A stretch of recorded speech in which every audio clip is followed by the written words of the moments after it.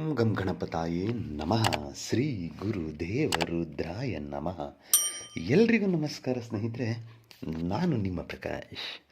ಸ್ನೇಹಿತರೆ, ಏನು ನೀವು ನಿಮ್ಮ ಇಷ್ಟಪಟ್ಟ ಪ್ರೀತಿಯನ್ನು ಏನು ನೀವು ಕಳ್ಕೊಂಡಿದ್ದೀರೋ ಆ ಪ್ರೀತಿಯನ್ನು ಮರಳಿ ಪಡೆಯೋದಕ್ಕೆ ಇಂದು ನಾನು ನಿಮಗೆ ವಿಶಿಷ್ಟಕರವಾದಂಥ ವಶೀಕರಣ ಮಂತ್ರ ತೊಗೊಂಡು ಬಂದಿದ್ದೀನಿ.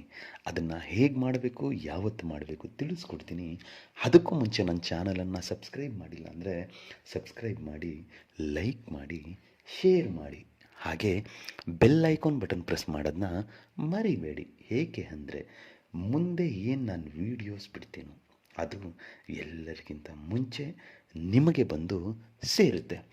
ಸ್ನೇಹಿತರೆ, ಬನ್ನಿ ಈ ಕ್ರಿಯೆಯನ್ನು ಮಂಗಳವಾರದ ದಿನ ಮಾಡಬೇಕಾಗುತ್ತೆ. ಇದಕ್ಕೆ ನಿಮಗೆ ಬೇಕಾಗಿರುವುದು ಒಂದು ಬಿಳಿಯ ಬಟ್ಟೆ ಬೇಕಾಗುತ್ತೆ ಮತ್ತು ಮಲ್ಲಿಗೆಯ ಬಿಡಿ ಹೂವು ಬೇಕಾಗುತ್ತೆ. ತದನಂತರ 5 ಲವಂಗ ಬೇಕಾಗುತ್ತೆ.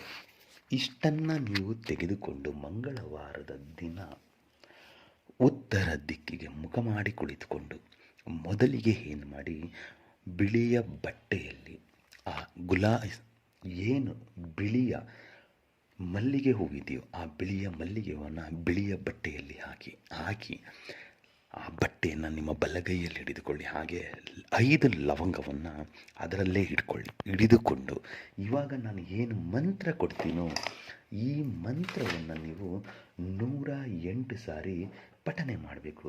ಅಮ್ಮೋಕಿ ಅನ್ನೋ ಜಾಗದಲ್ಲಿ ಅವರ ಹೆಸರನ್ನು ಸೇರಿಸಿಕೊಳ್ತಾ ಮಂತ್ರ ಪಠನೆ ಮಾಡಿ ಮುಗಿದ ಮೇಲೆ ಉಫ್ ಅಂತ ಅಭಿಮಂತ್ರಿಸಿ ಆ 5 ಲವಂಗವನ್ನು ಬೇರ್ಪಡಿಸಿ ಸಪ್ರೇಟ್ ಒಂದು ಪೇಪರ್ನಲ್ಲಿ ಇಟ್ಕೊಳ್ಳಿ. ಮತ್ತು ಆ ಮಲ್ಲಿಗೆ ಹೂವನ್ನು ಬಿಳಿಯ ಬಟ್ಟೆಯಲ್ಲಿ ಕಟ್ಟಿ ಅದನ್ನು ತೆಗೆದುಕೊಂಡು ಹೋಗಿ ಯಾವುದಾದರೂ ತುಳಸಿ ಗಿಡದ ಬುಡದಲ್ಲಿ ಬಟ್ಟೆಯನ್ನು ಇಟ್ಬಿಡಿ.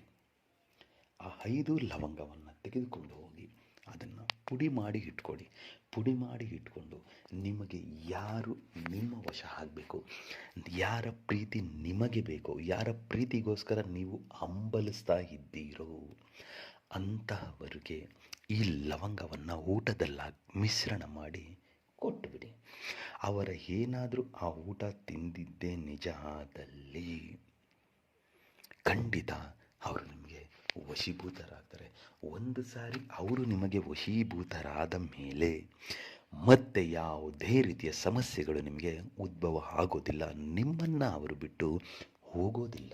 ಅದಕ್ಕೆ ಮಂತ್ರ ಹೀಗಿದೆ: ಕಮಲ ದ್ವಾಮಾವತಿ ಕಾಲಿ ತಾರಾ ಮಹಾವಿದ್ಯಾ ಸೋರಸಿ ಭುವನೇಶ್ವರಿ ಕಿವಮಸ್ತ ಮಾತಾಂಗಿ ಹಮ್ಮುಖಿ ಮೇ ವಶಂ ಕುರು ಸ್ವಾಹ.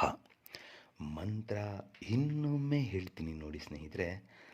ಕಮಲಾ ದ್ವಾಮವತಿ ಕಾಲಿ ತಾರಾ ಮಹಾವಿದ್ಯಾ ಸೋರಸಿ ಭುವನೇಶ್ವರಿ ಕಿವಮಸ್ತ ಮಾತಾಂಗಿ ಹಮ್ಮುಖಿ ಮೇ ವಶಂ ಕುರು ಸ್ವಾಹ.